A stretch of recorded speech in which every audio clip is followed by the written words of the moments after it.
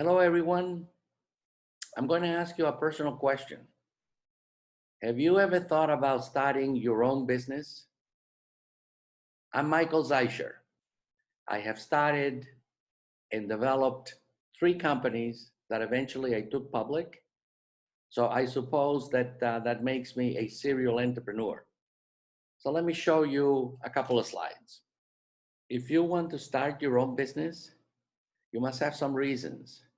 So here are the three reasons that most people start their own business. There has been a reorganization in the company or something has happened and you have been asked to leave. And now you find yourself out on the street. The second reason is that you have fear of being downsized in the future. You see that there's something happening in the company and you're afraid about your own business, your own job in the very near future. And the third is that you have been there for a certain amount of time, a certain number of years, and you don't see yourself going anywhere.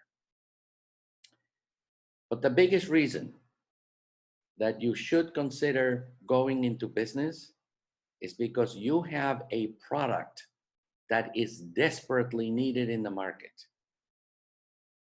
For example, in these days, suppose that you have a vaccine for COVID-19, for the coronavirus. If you have developed that, you can write your own check. Now, for every startup, there are four crucial initial decisions that you're going to need to make. The first one is, are you going to start the company alone or do you need a partner? And by a partner, I mean perhaps someone that you have known from before and who has complementary skills to you.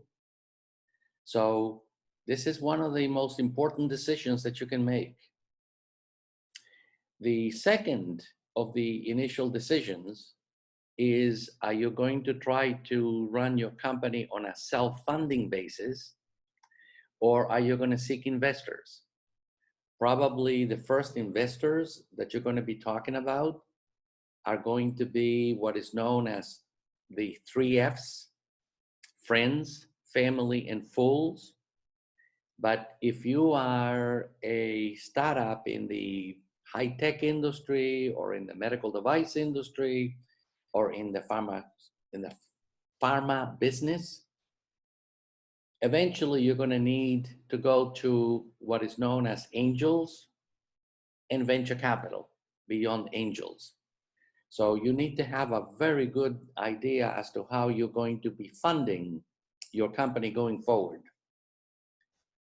The third of the crucial initial decisions is, are you going to need some type of facilities, or is this going to be essentially a virtual company? It's going to make a big difference whether you're going to have those two because of funding. And one of the most important things, have you truly and completely researched the market need for the product that you have in mind? Have you developed something that the market needs, or are you looking to develop something and then look for a market? This is very important. In addition to this, there are going to be three deadliest mistakes that entrepreneurs make in starting their companies. One is that you do not own your own intellectual property. This is going to make a big difference as far as your investors are concerned.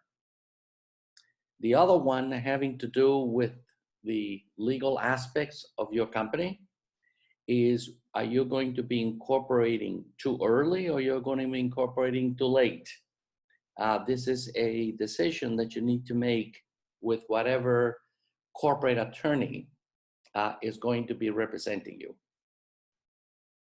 And the third is that if you don't have a co-founding agreement, let's say that you have decided to have a partner or very important people in your company, do you have agreements with them as to what is going to happen in the future?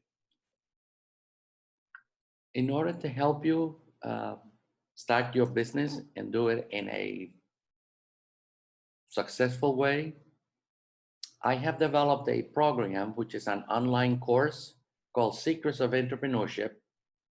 And we call it From Soup to Nuts because we go from beginning to end. We try as much as possible to demystify the concept of entrepreneurship, particularly to individuals involved in the knowledge-intensive industry. We go through the dynamics of running a startup from beginning to end, from soup to nuts. And then a very important thing is bringing an innovative product to market, because the chances is that if you're starting a new company in the knowledge-intensive industry, you have an innovative product, what is also known as a disruptive product. So how do you start? Well, if you go to www.zeicherinstitute.com, you're going to see our webpage. We have 10 easy to follow lectures. You're going to see that we have hundreds of slides that are going to complement the lectures. We include a transcript of all lectures as a PDF, so that you don't have to start writing anything. Everything is going to be at your fingertips, particularly if you make a copy of the transcript. And if you were to go to the website, you're going to see that lecture 1, which is about 50 minutes or 53 minutes or thereabouts, the entire lecture is there for you for free. So please do that, and I wish you a lot of luck.